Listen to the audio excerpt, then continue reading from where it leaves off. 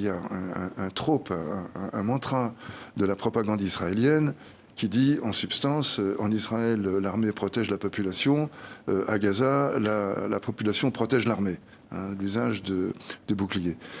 C'est pas entièrement faux, mais c'est simplement dû à l'asymétrie énorme, à la fois des forces et de la situation politique. Des forces, parce que l'armée israélienne est ce qu'on sait, une des premières armées du monde, et de l'asymétrie de fait, de l'asymétrie, disons, politique et sociale, où il y a un occupant... Aussi. Pardon ? Et géographique également de la bande de Gaza. Et géographique, extrêmement exigu, ça je le disais, mais surtout sur le fait qu'Israël est l'occupant, et que lorsqu'on parle du droit d'Israël à se défendre, d'ailleurs sur le plan juridique, ce droit à se défendre, il procède d'une idée de légitime défense internationale.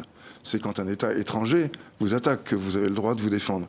Là, il s'agit plutôt d'une insurrection interne, puisqu'Israël est la puissance occupante. Puissance occupante dont le rôle doit être de protéger la population dans les territoires occupés.